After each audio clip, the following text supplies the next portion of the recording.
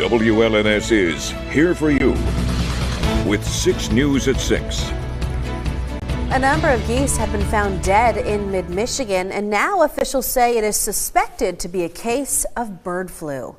It's our top story at 6. Thank you for joining us. I'm Siobhan Klepfer. And I'm Sherry Jones. Dead geese can be seen on and around a frozen pond in Williamston. And now it looks like a surging virus is to blame. Zach Priest has been following this story for more than a week. He spoke with experts today about their concern level. Zach? The DNR now says that the geese found dead earlier this month at a Williamston pond likely died of avian influenza, although they are awaiting official confirmation. We've been seeing avian influenza pop up again just this time of year since December in just localized areas. But since the outbreak in 2022, we pretty much know that we have it statewide. And Julie Malati is with the Michigan DNR. She says an outbreak of avian flu in wild animals was detected in Michigan last month, the first time since 2022. A woman who lives near the pond has been looking for answers. Why is it that we had to escalate to you in order to get some response? Because I still haven't heard from the DNR since I initially started my contact, I think on the 15th or the 16th. DNR says it takes time to properly test the birds. McKillop is worried that domestic animals could get sick if they are exposed to the bird flu. People with outdoor animals, such as indoor-outdoor cats, I think that there needs to be a word of caution to everybody about the way that their animals or they're interacting with their animals outside because of the risk this presents. Experts say keep your pets away from infected animals, especially your cats. there have been some cases of domestic cats becoming ill and dying, but just know that cats could be susceptible. So, it's recommended to keep cats indoors. Although Malati understands the public's concern, she says these outbreaks aren't totally unexpected. Kind of thought we might see another round of this go through wildlife, so it wasn't completely unexpected. I think it's concerning anytime the public sees multiple dead birds in a location. The DNR says if you see 6 or more dead birds, you should contact them through an app called Eyes in the Field. Back to you. All right, thank you, Zach. An order from the White House is causing a lot of confusion and panicking parents across mid-Michigan tonight. President Donald Trump has ordered a wide-reaching freeze on federal funding for public loans and grants. And that order apparently prompted Capital Area Community Services, which runs Head Start programs in Ingham, Eaton, Clinton, and Shiawassee counties, to tell parents that they were ending their services until further notice. And that's despite guidance shared with Congressman Tom Barrett's office, who shared it with 6 News that Head Start programs should not be affected by this order. Staffers at Michigan State, which gets millions of dollars in government grants, also got a letter from university leaders today. And it told them while financial aid to students has not been blocked, school officials are working with national groups to find out what this means for everyone else. And that, quote, researchers should continue working on their projects within the available budgets unless you receive other instructions. And we have just learned within the last hour that a federal judge has put the president's order on hold. So stay tuned to 6 News. We're updating this story at WLNS.com, and we'll have more for you tonight on 6 News at 11. A West Bloomfield woman named Shelley Letzer has been charged with felony counts of financially exploiting a vulnerable adult. She's a co-defendant of Kirk Lanham, who made inflated claims about his military career to fund his Veterans Service Dog nonprofit in Livingston County. Prosecutors claim the two of them fraudulently got power of attorney over an 87-year-old man and then used it to steal $400,000 from him.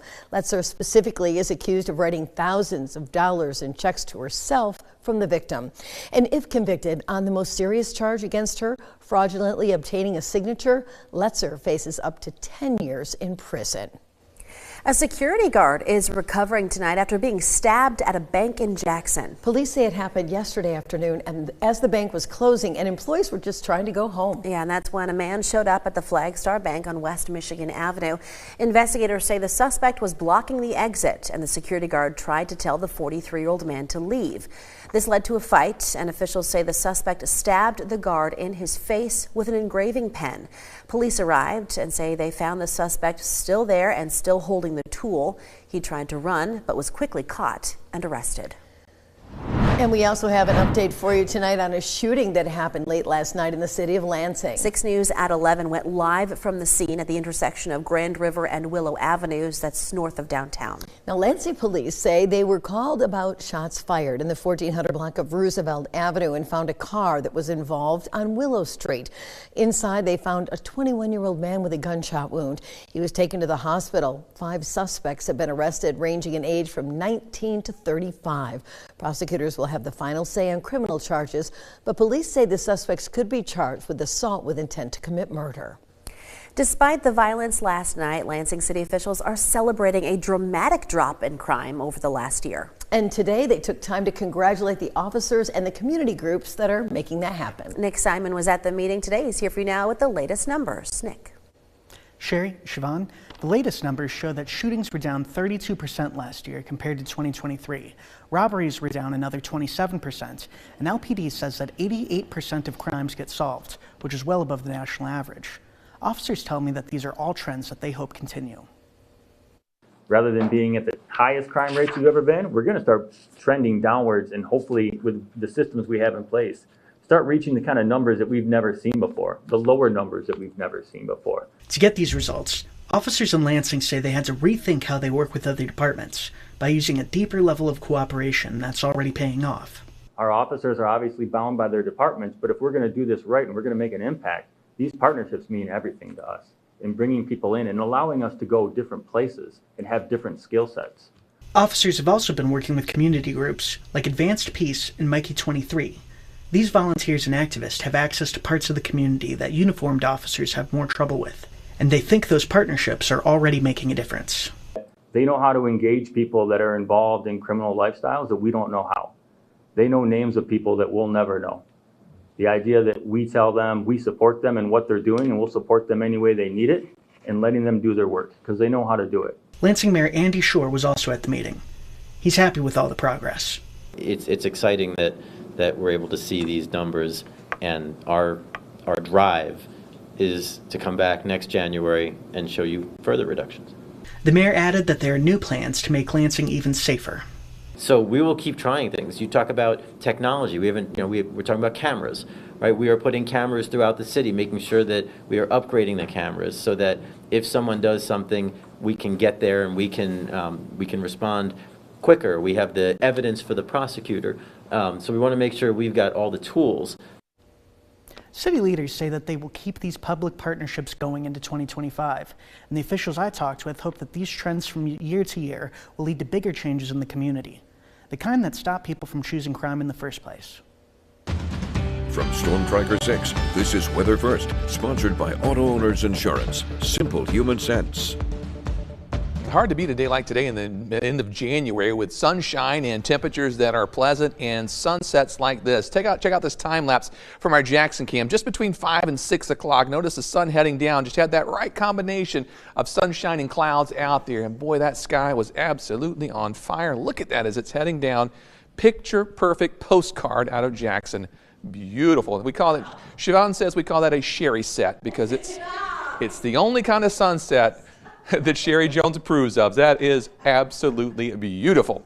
High temperature trend. We'll have some more nice sunsets. We've got some sunshine in the forecast. We've got mild temperatures, readings in the 30s and the 40s through the end of the week. Little cooler on Saturday and again next week, but nothing too terribly cold.